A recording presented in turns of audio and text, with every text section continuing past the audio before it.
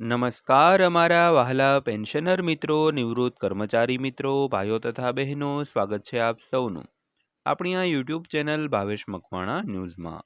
તો પેન્શનર મિત્રો, આજ બપોરના પેન્શન સમાચારમાં આપણે વાત કરીશું નિવૃત્ત પેન્શનરોના પેન્શન વધારાને લઈને। આજ તારીખ 26/8/2026ની બપોરે સુપ્રીમ કોર્ટે આપ્યો છે એક મહત્વનો ચુકાદો। તો પેન્શનર મિત્રો, શું ચુકાદો આપ્યો છે જેની આજના વિડીયોની અંદર આપણે ચર્ચા કરવાના છીએ। તો આજનો વિડીયો તમે ખાસ કરીને અંત સુધી જોઈ લેજો। અને જો હજી સુધી આપણી આ યુટ્યુબ ચેનલ તમે સબસ્ક્રાઈબ ન કરી હોય તો ડેઈલી આવી જ અપડેટ અને માહિતીઓ મેળવવા માટે આપણી આ યુટ્યુબ ચેનલ પણ અત્યારે જ સબસ્ક્રાઈબ કરી લેજો, કારણ કે આવી માહિતીઓના વિડીયો અમે ખૂબ મહેનતથી સ્પેશિયલ તમારા માટે બનાવીએ છીએ।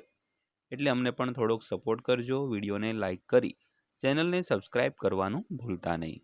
તો શરૂ કરીએ આજનો આ વિડીયો। તો સૌથી પહેલાં વાત કરીએ તો 8મા પગાર પંચની ગણતરી। તો કર્મચારી સંગઠનો આગામી 8મા પગાર પંચમાં કુટુંબ એકમોની વ્યાપક વ્યાખ્યા માટે દબાણ કરી રહ્યા છે। તો તેમની દલીલ છે કે માતા પિતાને કુટુંબ એકમ શ્રેણીમાં સમાવિષ્ટ કરવાથી સુધારેલા પગાર માળખામાં નોંધપાત્ર વધારો થશે।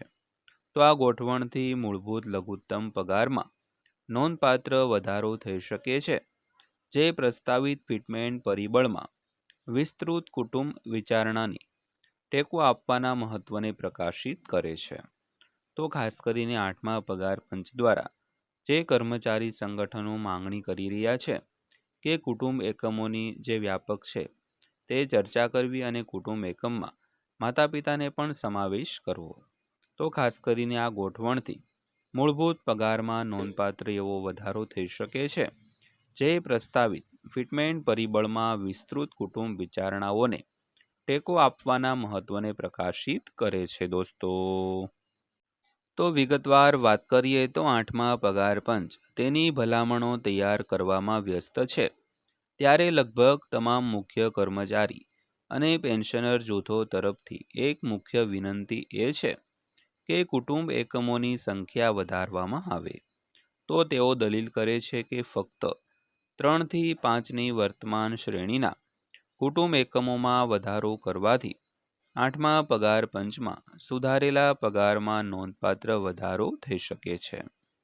તો national council of the joint consultative machinery NCJCM, જે કેન્દ્ર સરકારના કર્મચારીઓનું મુખ્ય પ્રતિનિધિ છે, તો એ 8મા પગાર પંચને એક મેમોરેન્ડમ રજૂ કર્યું છે, જેમાં લઘુત્તમ મૂળભૂત પગાર 18,000 રૂપિયાથી વધારીને 69,000 રૂપિયા કરવાની માંગ કરવામાં આવી છે।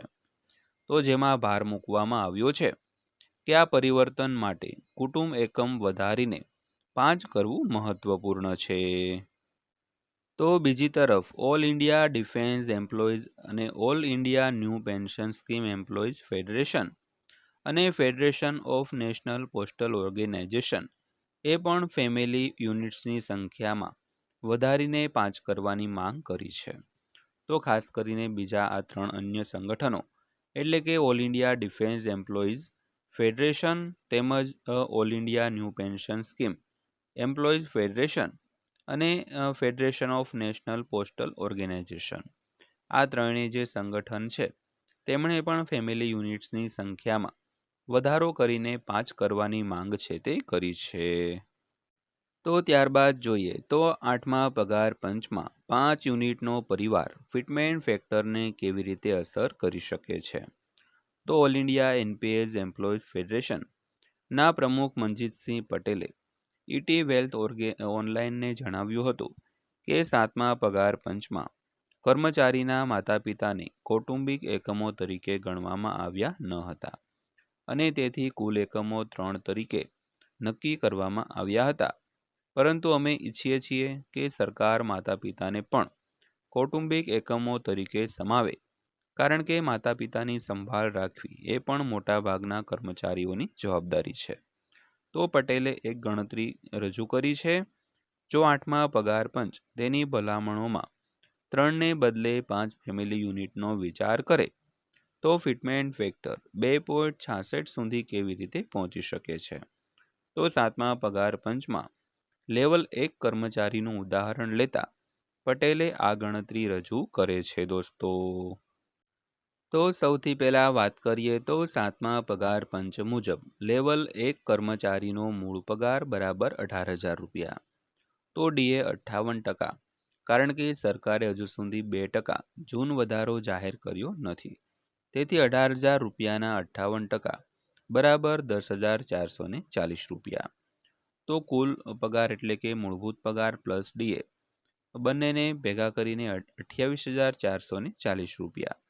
તો વર્તમાન ફિટમેન્ટ ફેક્ટર બરાબર 1.58 મૂળભૂત પગાર માટે 1 અને ડીએ માટે 0.58. તો 5 લોકોના પરિવાર માટે 8મા સીપીસીમાં અપેક્ષિત લઘુત્તમ મૂળભૂત પગાર બરાબર 28,440 ગુણ્યા 5/3, તો 47,400 રૂપિયા બરાબર 48,000 રૂપિયા રાઉન્ડ ફિગર. તો આ લાભ છે તે 48,000 માઇનસ 28,440 રૂપિયા બરાબર 19,560 રૂપિયા. તો 7મા સીપીસીના 18,000 રૂપિયાના મૂળ પગારથી 108% વધારો છે તે દર્શાવે છે. તેથી અપેક્ષિત ફિટમેન્ટ ફેક્ટર બરાબર 1.58 પ્લસ 1.08 એટલે કે 908% વધારા માટે 2.66%.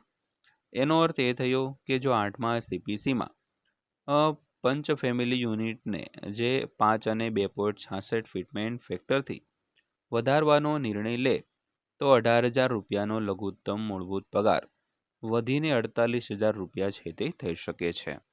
તો પેન્શનર મિત્રો, આ હતી આજની માહિતી પસંદ આવી હોય, વિડીયો સારો લાગ્યો હોય તો વિડીયોને એક લાઇક કરજો અને આવા જ વિડીયો અને માહિતીઓ જોવા માટે આપણી આ ચેનલ સબસ્ક્રાઈબ કરી લેજો.